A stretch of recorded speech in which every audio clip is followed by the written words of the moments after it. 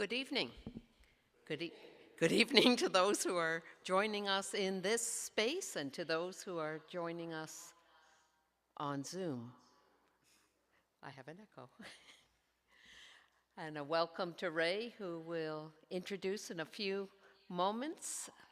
But we wanted to take time to just gather ourselves in this space. And as we gather ourselves to take time to acknowledge the place and space upon which we gather. As we gather this evening, we intentionally acknowledge the land upon which we gather. We do that knowing that land acknowledgements are never enough on their own. It is, however, one way to be public, intentional, and explicit in working towards reconciliation. As we gather in this place, we pause and remember and acknowledge that we live, work, play, gather on the ancestral homelands of Mi'kma'ki, the unceded territories of the Mi'kmaq peoples. This territory is covered by the treaties of peace and friendship, first signed with the Mi'kmaq, Maliseet, and Passamaquoddy First Nations prior to 1779. We respectfully acknowledge that we are all treaty people, and we commit ourselves to the ongoing work of reconciliation and right relations as we listen, learn, relearn, and live out the call of our faith to the sacred ways of peace and justice for all of our relations. And so we gather. It is our second time together, and I know others have been gathering in between as we engage in what we've called a Lenten book pilgrimage, inspired and grounded by our home and treaty land. And last time we were blessed with Matthew Anderson's presence with us, and tonight we are blessed by Ray's presence with us, and we look forward to our time together. I'm going to invite Donna to share a few words about Ray. So, Ray, I get to introduce you, and I haven't met you, but this is what I know. You're Matthew Anderson's great friend and colleague, and together you've written a fantastic, gentle book that invites us into this conversation that's so important to you and to Matthew and to all of us here. And I know that you are the Reverend Dr. Raymond Aldred, and that you are Director of the Indigenous Studies Program at the Vancouver School of Theology, that you've been ordained into the Anglican Church, but began with the Christian and Missionary Alliance in Canada, and that you probably have important things to tell us about who you are and what you want us to know about you as you enter into this conversation with us. But I'll say one more thing.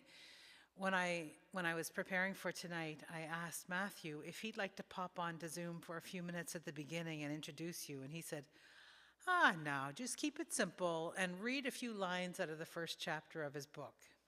So then I have to decide which few lines I'm going to read. So this is what I'm going to read. There's a pressing need for settler descendants to remind themselves of how, together with Indigenous people, they now have a shared story. This does not replace our individual stories, but makes sense of how it is that we are here together. So tonight, we invite you to tell us what you think we need to know and how for us to begin or continue this conversation, and whatever else comes to mind as you share some of your work. Sound about right? Sounds good. Okay. I maybe always just say one more thing to the audience. So I have my computer on, and I'll be watching for comments on Zoom or questions on Zoom. Please, as you have those questions, write them in, because then you don't have to wait at the end for questions to arise. And it's possible that, Ray, you might see those questions as well. And I don't know if you will or not, but you could see the questions and address them as you're talking. And if there are people who are gathered here in this space that want to come in and want to talk a little bit, then just 1 second, then you can come to the microphone, stand exactly where I am. Alan will capture you on camera, and you can then have a conversation with Ray. We can see you on the monitor right in front of us, so we will be sort of face to face. Sound okay? Book, if you have a question, feel free to type it in the chat. Okay. Hey, well, it's a sunny day here in Vancouver, and I think it got up to 10 degrees today, so it's nice. And it's Wednesday, which means my grandchildren are coming over today for dinner. They always come over on Wednesdays, and so I'm glad we could do this. Well, it's 3 o'clock my time, so I'm glad we could do it in the afternoon. I've been married for 44 years. It'll be this year, to Elaine. Elaine's family came, her dad or her grandfather on her mom's side or her dad's side immigrated to Canada in 1910 from Northern Ireland around Belfast, little town near, well, actually it's near Comber. And then her grandmother immigrated from Stirlingshire in Scotland, 1926, I think. My wife still has her grandmother's immigration card that she got when she landed in Canada. And they settled in the Peace River country of Alberta. And I met her in 1974 when we were 14 years old. That's when I met Elaine. And when the first time I saw her, I thought that would be the girl that I marry. Well, that's what God said, and I was scared to death. So I ran away for a while. And eventually we got married when we were 19 years old. So we have 4 adult children. Both my daughters live close to me, and my 2 sons, one lives in Montreal and one lives in Grand Prairie. And I'm here on the traditional territory of the Musqueam people. If you land in the Vancouver airport, that's the Musqueam territory. That's whose territory is. And then Tsleil-Waututh this is also their traditional territory, the Tsleil-Waututh and the Squamish people. Tsleil-Waututh, Chief Dan George, that's his relatives, the Tsleil-Waututh. If you ever saw Chief Dan George. I don't know. I thought I'd talk a little bit about the Cree world. There's a book by Doug Cuthand, actually. It's called Askiwina, and which translates a Cree world. So what I was thinking when I was writing the book, and as I continue to journey. In fact, I was just talking to a friend of mine from he's living in Saskatchewan, but originally from Northern Ontario. I was thinking about creation, that oftentimes in the church, or the church sort of forgot about creation, or kept creation as something that you used. The only time you looked at creation stories was when you was the time when the kids ask, where did we come from? And then you would say, oh, well, here's the creation story. But I was thinking that creation should play a bigger part in our theology. for the Indigenous people, most Indigenous people, I suppose there's some that this doesn't apply, but for the Northern Plains and for the West Coast, the Creator gives the law through creation. And that law always is about how to maintain relationship or continue the harmony that exists in creation. So then when the goal of life, or I don't know, goal's kind of a, I don't know if that's the right word, but the task to live the good life then is to live in harmony with one another. But it's not a passive harmony, because I'm always worried that if I say the word harmony, people will conjure a picture in their mind of someone sitting in a pose and meditating and just, this is an act of harmony. This is trying to work to maintain harmony in relationship, which you see from creation. So then the word for land in the Cree language, and there's a dialect of Cree out your way too. There's 5 dialects in the Cree language, and one is very similar to Maliseet. So they're heavily influenced that way. But the land can mean many things. So the word for land is Uski, and so land can mean many things. It could refer to the whole earth. It could refer to all creation, to land, water, and creatures, and it could include the way of life of the people. Among the Cree, there was no concept of private ownership prior to the coming of the Europeans. So John Locke writes, and Thomas Hobbes, they write that only those people who have made improvements on the land have the merit to own property.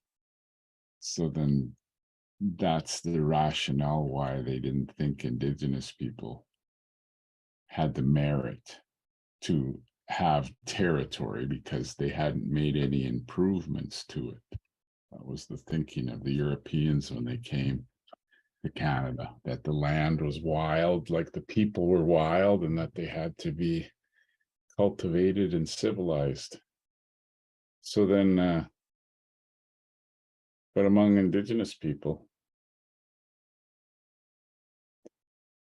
a person can only possess, among the Cree, a person can only possess what they can carry on their back.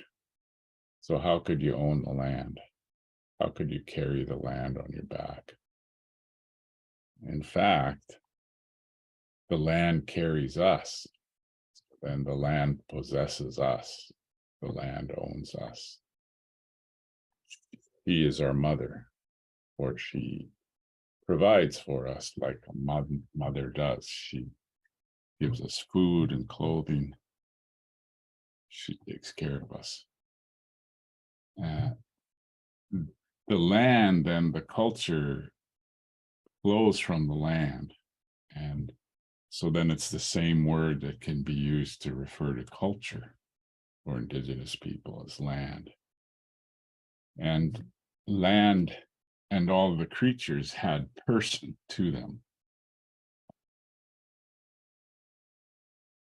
But for Europeans and for the Christian church, although you see glimpses of it in, say, Francis of Assisi, for example, talks about Mother Earth, our sister Mother Earth, and Brother Fire, and Sister Moon, but the idea of person is lost on most Europeans. The familial bonds with the land or creation, this meant that you needed to take into account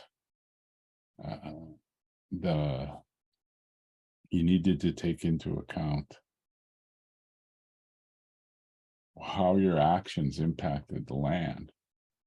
And if you had familial connection with the land, then you would have emotion, and emotion could help you make decisions. I've been thinking also about how creation, the idea of pilgrimage and walking on the land, the idea of being on the land is that the land would welcome you home. And for Indigenous people to stand on the land and have it welcome you home. Creation itself, the idea of sacred is that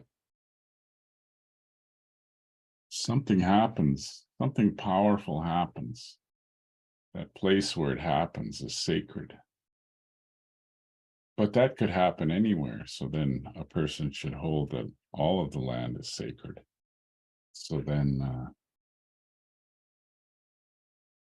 the idea is that when you're on the land, that's the place that the Creator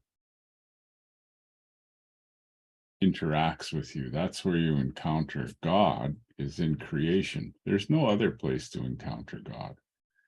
You encounter God in creation. That's where it happens. Sometimes I think we forget about that.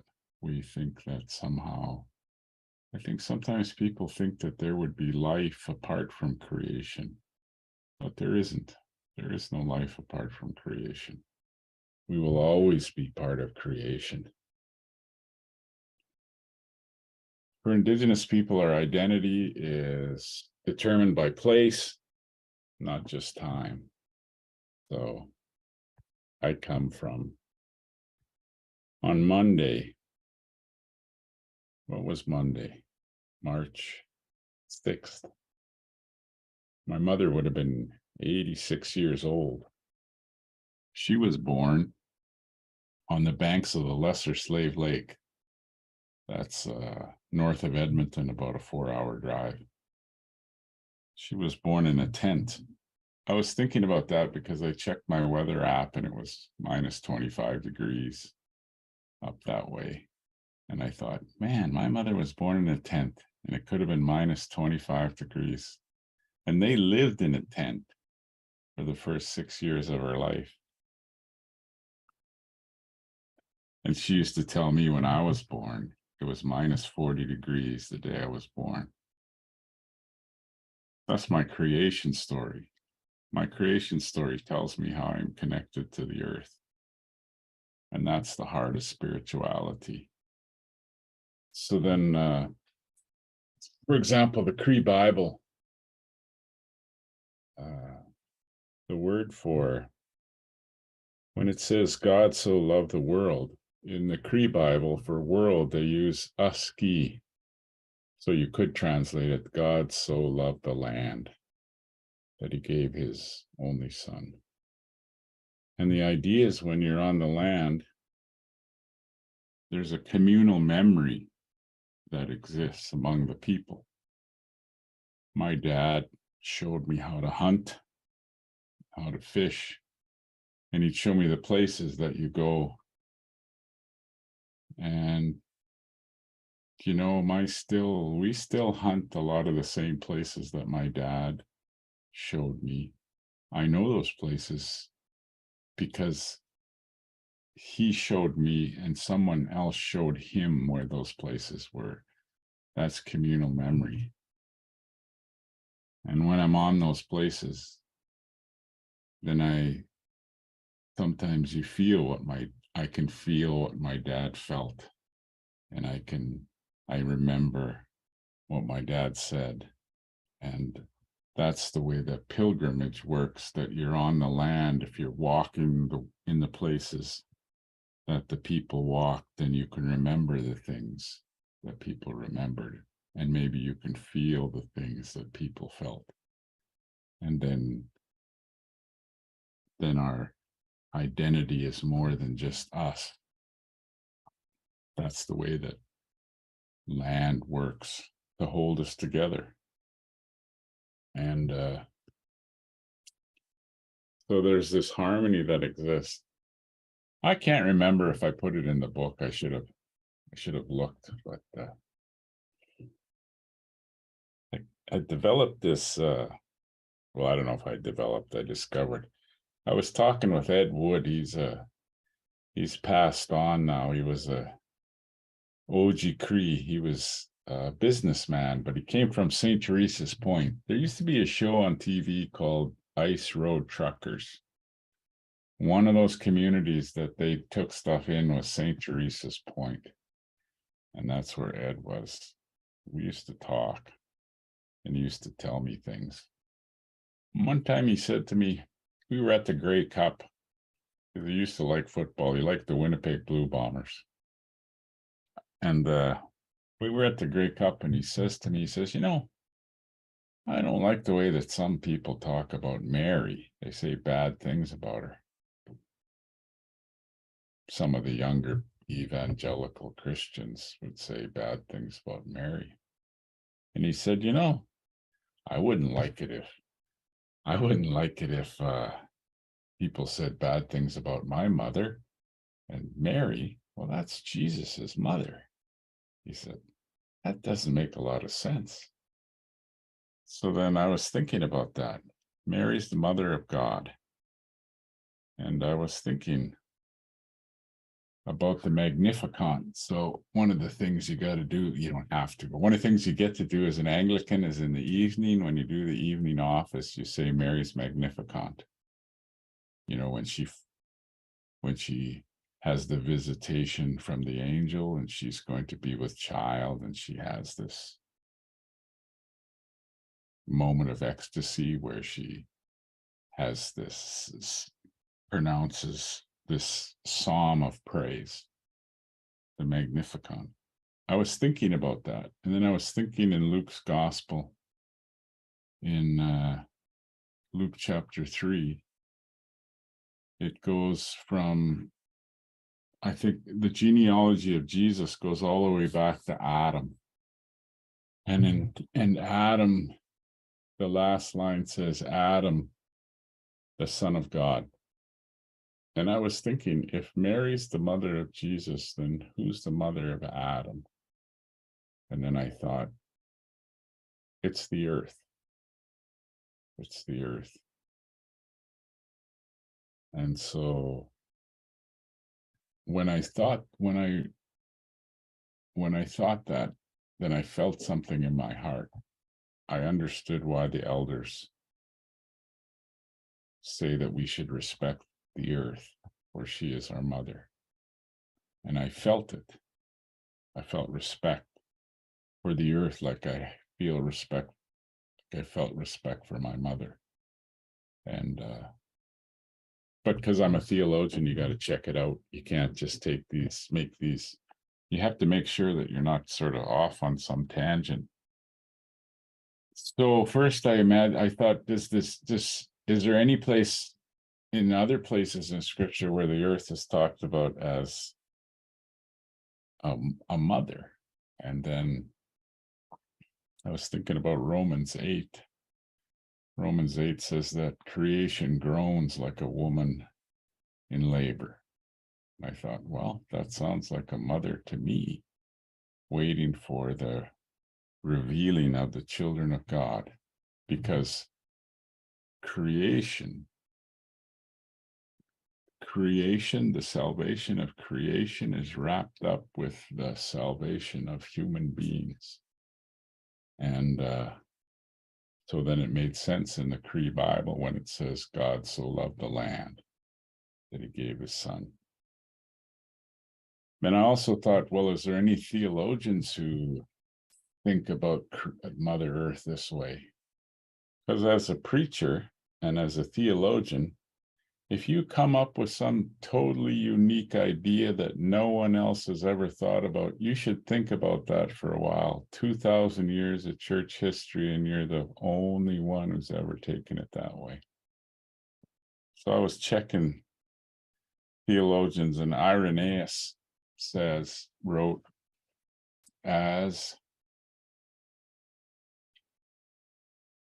he says, as Adam came forth from the virgin soil, so Jesus comes forth from the Virgin Mary. So then creation is our mother. I thought if people thought about that then if they could feel something, that would help them to make decisions.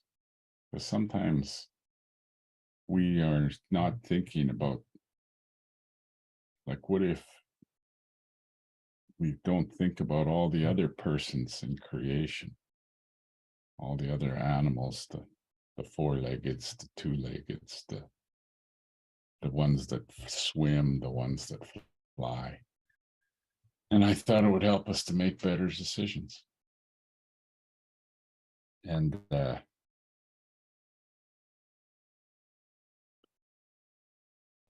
so that's why we seek the harmony. We seek to heal the relationships between, of course, between spiritual beings and ourselves, as human beings, between peoples and peoples, like individual to individual, but it's also people to people, because everyone has their group that is their people. And then creation and people, we need to heal that relationship.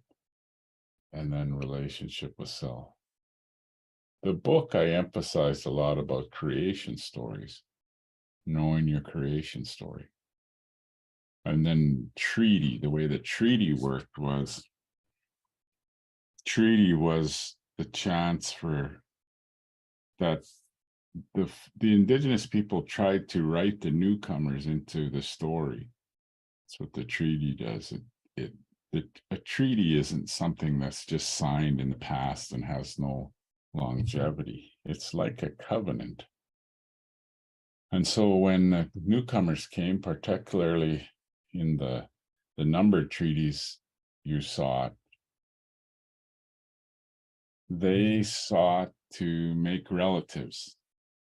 There's a making relatives ceremony among the Lakota people, that parties who didn't always get along, they would come together, and there would be something to sort of symbolize, maybe if there was a historical enmity between the people. And then they would they would burn sweetgrass, and then they would pray, and they would become relatives. So when we made treaty with the newcomers, we believed that we were becoming relatives with them. So a braid of sweetgrass has 3 braids. You take some grass, 3 sort of bunches of grass, and you braid them together in a braid. One strand of the braid represents the First Nations, and one strand represents the newcomers, and one strand represents the Creator. And we promised to live like relatives, and the Creator would hold us to it. That's the treaty. My thinking was that the treaty was Canada's creation story. The only legal standing that Canada has to be here is because they made treaty with the First Nations. Apart from that, there's no legal standing for Canada to be here. And so then my thinking was that people who come here should embrace the treaty, and that would become part of their creation story. It was through the relationship with Indigenous people that they could say that they had a kind of Indigenous identity, and they were learning to be here. So that was my thinking, because I was thinking that people who are born here, who've lived here a long time, they too should be able to stand on the earth and feel her welcome them home. That was my thinking. And that was some of the genius behind the book that I was writing. Well, I kind of droned on for a while, so maybe you have some questions. I could do my best to try to answer. Thank you.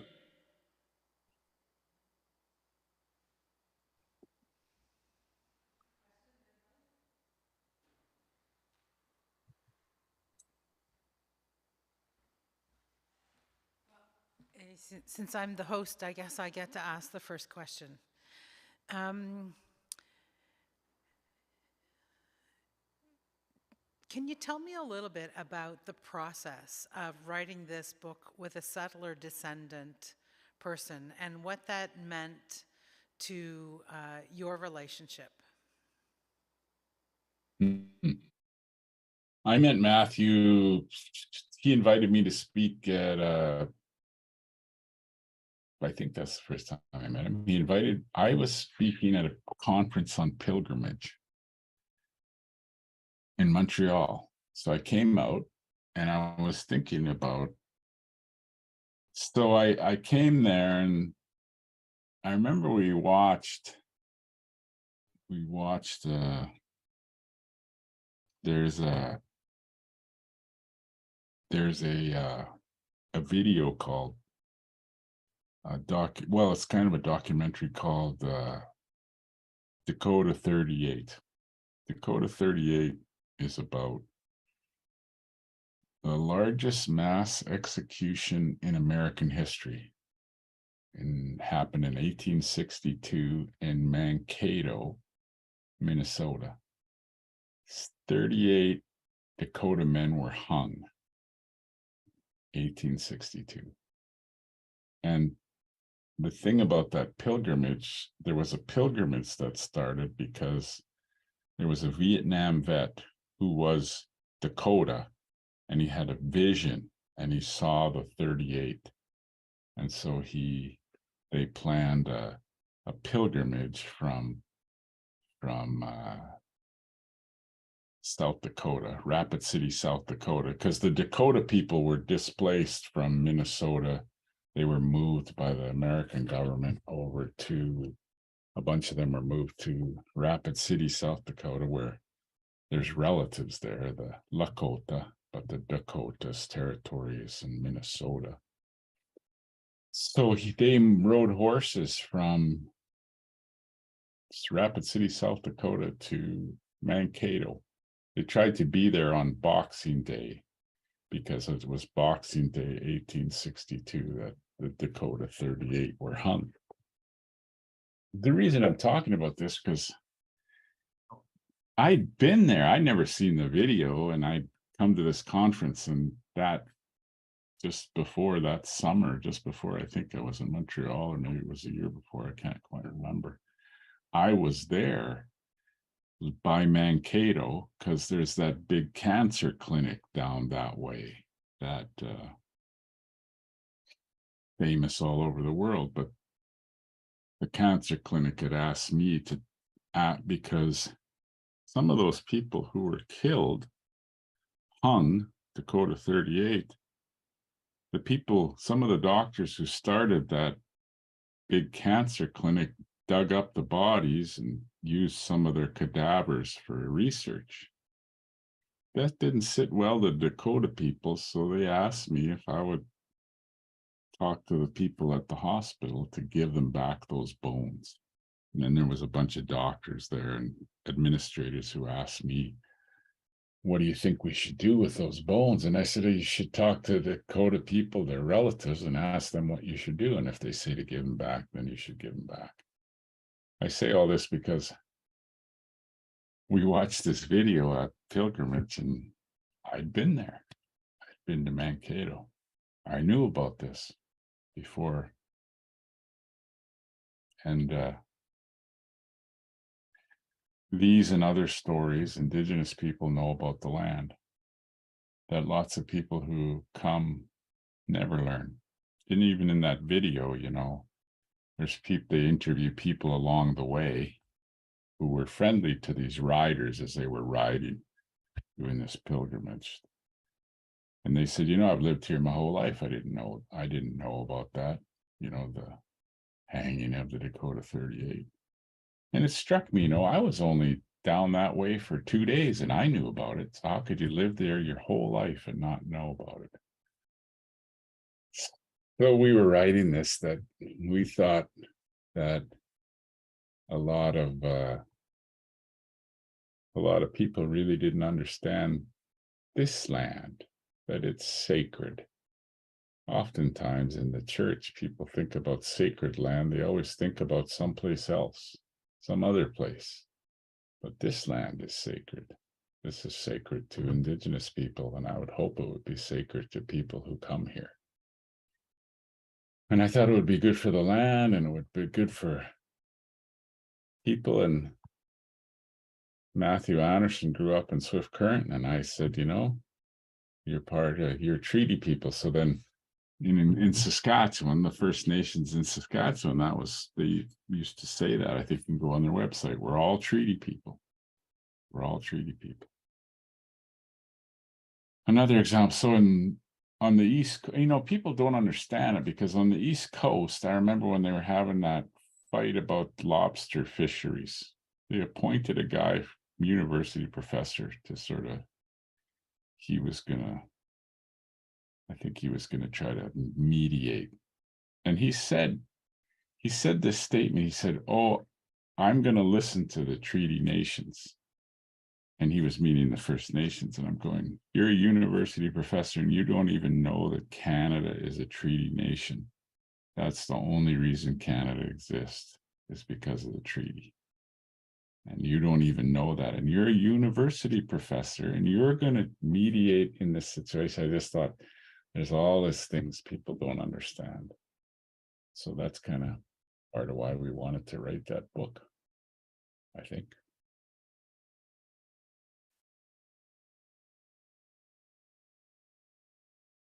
Oh yeah, then there's another question. Someone says, can you say a light about the First Nations understanding of mystery?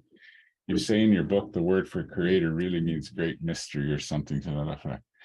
Yeah, so the word that Cree, the word that they use for, well, there's a few words they use. They use father too, Natawayan, but Gitsmantu, some people say that translate as great spirit, but that's not, I suppose you could translate it that way, but really it would be better to translate it the great mystery. And it understands the same as, so I think Monday in the Anglican, you remember Thomas Aquinas. So Aquinas said, if you were to ask Thomas Aquinas, do we know anything about God for sure? And Aquinas would say, no, nothing. That's mystery. That's mystery. So Christian theology is always, I mean, you make Aquinas wrote all this theology and sort of said, but you're always just talking in figures and stories, but creator is bigger than everything, older than everything. So how could you say that you know? Better to say that you understand a few things. Maybe you've entered into understanding, but don't say I know, because when you say I know, that means that's arrogant. You sound like knowledge originated with you. And that's just not reality. So then there is no direct translation for that word Gitsmantu, but great mystery is probably a better way to think about it than the Great Spirit. So that's kind of what I was getting at in the book.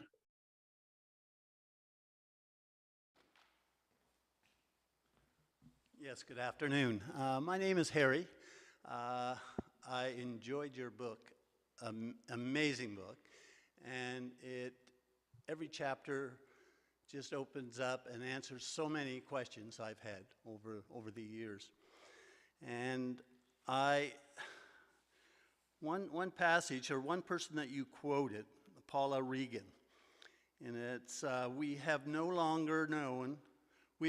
no longer know for certain what to believe or how to react. And that's with regards to narrative and stories. And I know how important narrative and stories are. And the stories that you tell in your book are certainly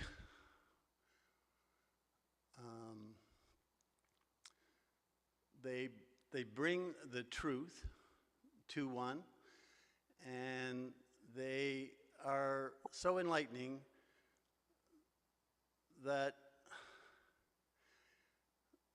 I've been on Earth for how many years and haven't really been so enlightened than this book has enlightened me on the history, the truth. And I know narrative can be very dangerous. It has been in the past, historically. And I just wonder how you feel about the narrative today and the stories today and how they affect Indigenous peoples on this land. Yes, there was. So the way that one of my professors said it, he was actually from Democratic Republic of Congo. He said, some truths are so big they can only be contained in a story. And I was thinking about that. And then that's the way that story is how we understand. That's the communal memory that we have. There's a McLeod, Neil McLeod writes a book about communal memory, and it really is tied to the land. And most people who've lived a long time begin to develop it. They just don't always pay attention to it. And so then the narratives they're scary. Here's a narrative. So I don't know. This was before COVID. You know, I think there will forever that'll be COVID. That's not actually the first time I heard about a pandemic in Canada. You know, I talked with a guy, he was in his 90s, and we asked him one time. He was living in Spruce Grove, and we asked him. I went to visit him with his son, who was a friend of mine. They were immigrants, you know, last name was Jesperson. And we asked him what was the coldest Christmas he remembered. And he told us it was minus 45 degrees or something. You had to drain the liquid out of the car, like you drained the water out. And then when you wanted to get going, you filled it up, you started it, and then you fill it up with water. And then when you got to church, you drained it again so the block wouldn't crack. And then he was telling us about that. And then he told us the warmest Christmas. And then he said, in 1919, there was no Christmas. There was no Christmas. He said that was the Spanish flu. And he said, the Spanish flu, he said, it's like everybody lost somebody in Canada. And there was no Christmas because everybody was grieving. Why I'm bringing this up is because the Spanish flu actually started in the United States, but the narrative was that it was the Spanish flu. And so then that it's become known, and somehow people in their mind, they think that this happened in Spain and then it spread, but no, it spread from the United States, and it spread over to where people were fighting, and it spread all over the world. So that's kind of how narrative works. And yeah, so there's sometimes there's danger in narratives. Another one was the conservatives liked when I don't know how intentional it was, but former Prime Minister Stephen Harper, he really got excited when they found the sunken ship of the Franklin expedition. I don't know if you remember that little vignette. They actually, in the theater, they would have this little vignette where they talked about finding the Franklin expedition. And then they'd say, Canada, a nation of explorers. And I thought, yeah, they get lost and die.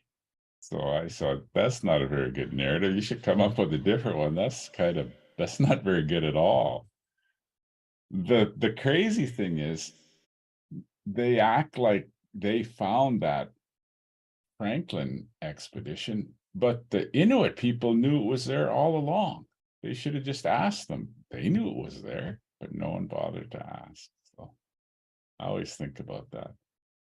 One last thing, there's a book by Scott Momaday, won a Pulitzer Prize. He was a First Nations author from the United States. Scott Momaday wrote a book called In the Bear's House. It's a set of dialogues.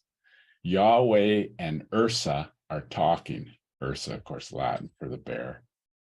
And Ursa says to Yahweh, stories are old. And Yahweh says, older than me, for I am contained in one. And so that's the idea of narrative. Some truths are so big, they can only be contained in a story. And really, and Scott Momaday goes on to say, there really is only one story, and all the stories flow out of that one story. So that's what I think about. So good. Thanks for your question, your observations. We have someone joining us on Facebook Live, Ray, and they have a question. Yep. Is the disconnect in Canada because most of the non-Indigenous don't understand treaty? Yeah, and maybe even there's a book about there was a whole bunch of stories from Indigenous elders, women elders. And I was reading there, Rose Auger, I think, was from Wabasca, which is north, not far from where Wabasca is, where my great grandfather lived in Wabasca. So then Rose Auger writes that she thought that the newcomers, a lot of their problems stemmed from that they didn't understand their own creation story. They didn't understand, they lost connection with the land. They'd come from someplace and they had lost connection with that place. And so they had no connection with land anywhere. And that they had a lot of their problems came because they didn't have a relationship with land. They try to buy it to make relationship. But that's not the same. When you think of land as a commodity, you're not understanding how you're related to that. And so then, yeah, I think that, and then the treaty, lots of people in Canada didn't understand the treaty. That's why Canada was always trying to make it into a contract. So the treaties, the ancient, ancient treaties or the early treaties that Europeans, they were Indigenous treaties that they signed, but they tried to reduce them to contracts. And when you do that, you don't understand the nature of treaty. For the treaty is for all time, for as long as the rivers run, as long as the grass grows, as long as the sun shines. That's how long the treaty is. And it was a treaty commissioner who said that. So it wasn't just Indigenous people who thought of that, but when the Crown, and through the Crown, the treaty commissioners made treaty with the First Nations, they understood that this was for all time. This was for all time. It's only later governments that tried to reduce it or get rid of it, beginning with Justin Trudeau's dad was one of the early ones. Before him, though, Tommy Douglas also spouted that kind of nonsense too. So, although I like Tommy Douglas for realizing that the First Nations were advocating for universal health care in their treaties long before he thought of it, and he just picked up the idea. So everything that's good in Canada came from the treaty, if you just think about it. So we're a treaty nation.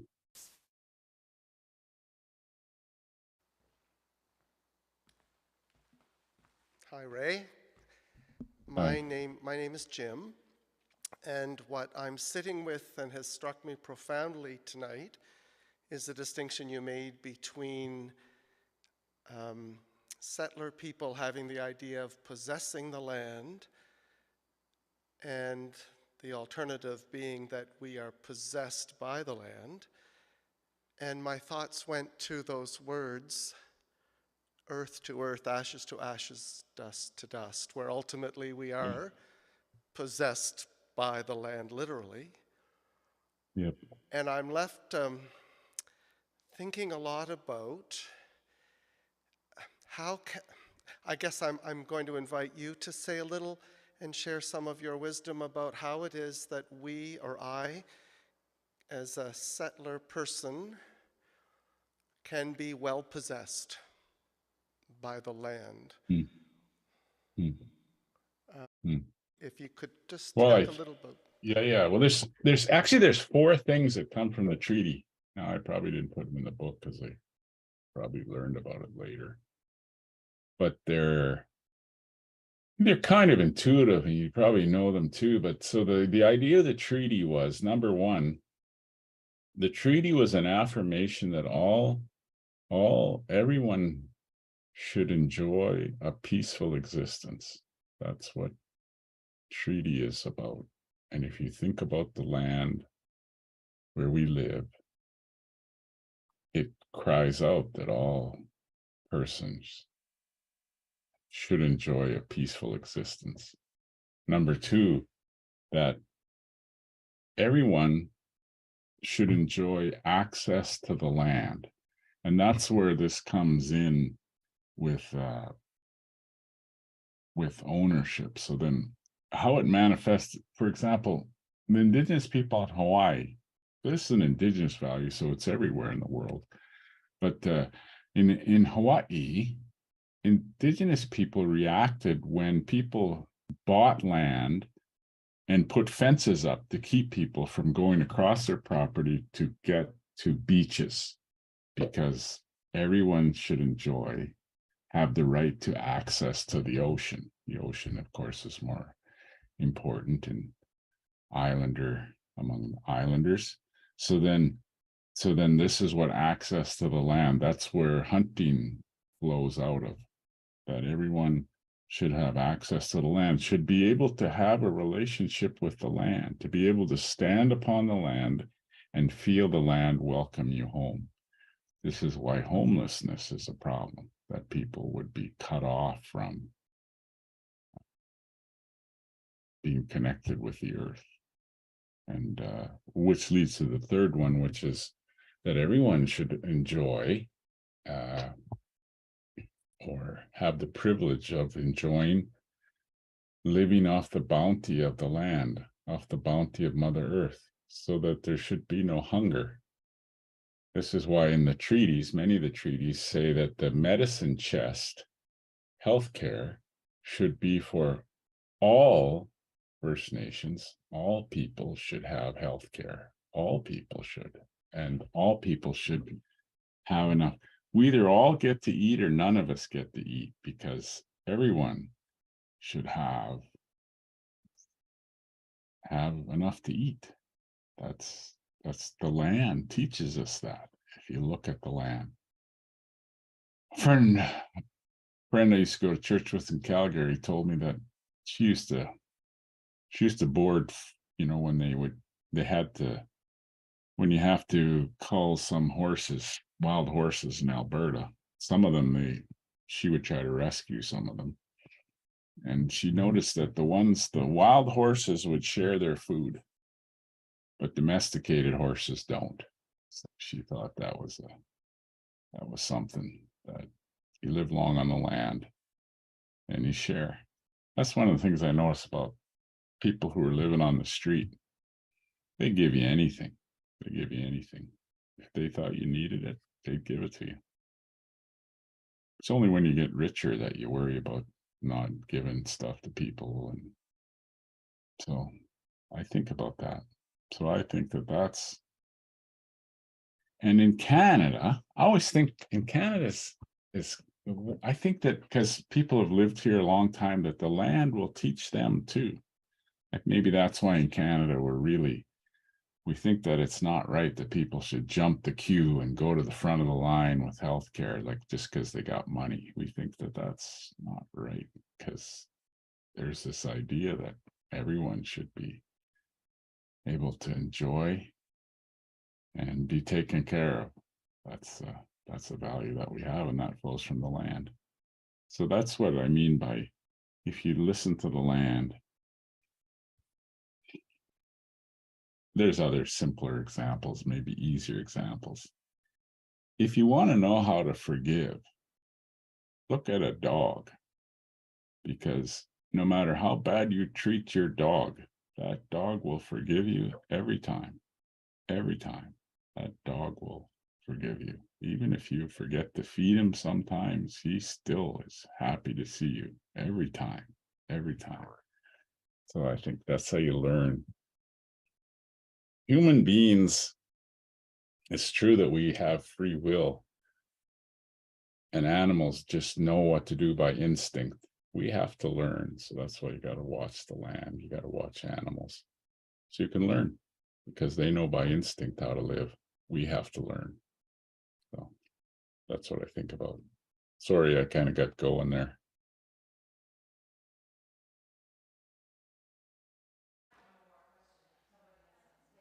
I've got time for one more question.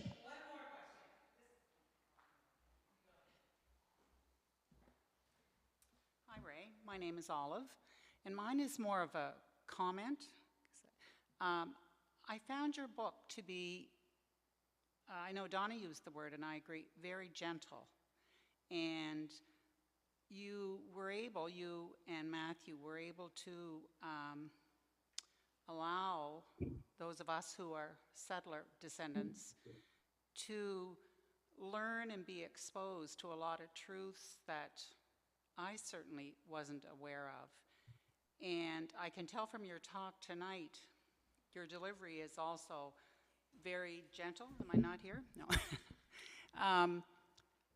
This book, I would feel, would be a wonderful resource in our schools. Is there any sense that that could happen? I don't know anything about publishing or whatever, but your book was gentle is how I can, and yet really teaching a lot. So I thank you for that, and Matthew. Yeah, well, part of my thinking is that, it's not like I was always gentle. When I was younger, I should have asked me questions when I was 19, when I knew everything.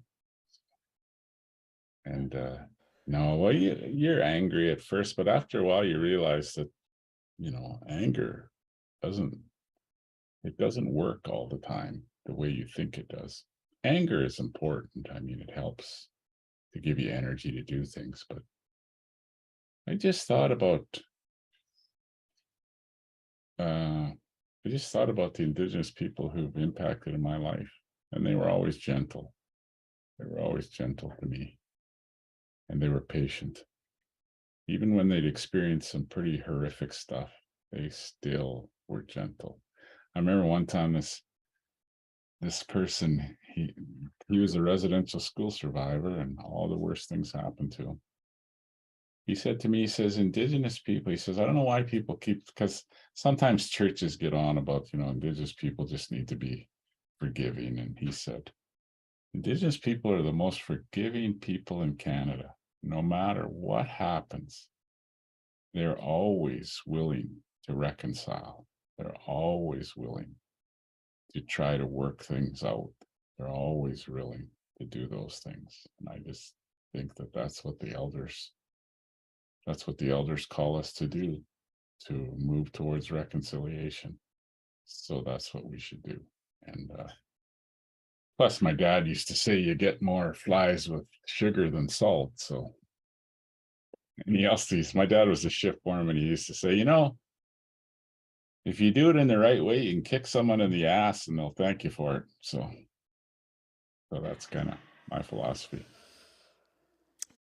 Wonderful presentation you've given us. And Ray, you need to know that this will be saved on our Facebook page and on our YouTube channel for a while. So we probably have 50 people listening tonight, but we might have another 50 who will tune in. And so your time was well spent and deeply appreciated by us.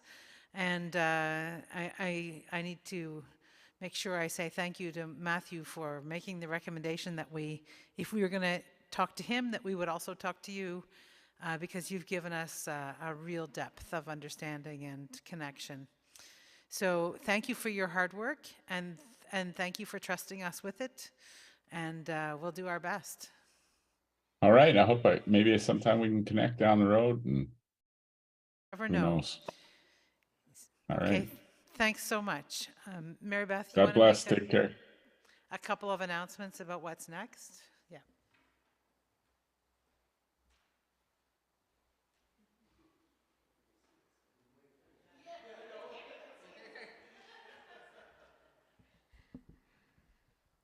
Wow, that was a rich evening. We are finally able to confirm our third speaker for our third session on March 29th. It will be Chief Andrea Paul. Chief Paul has been very busy with numerous commitments, and she was finally able to confirm that her schedule, that she will be in the area, so she will be with us on that evening, and she'll be talking from her perspective of what it means to live in harmony with the land and with creation.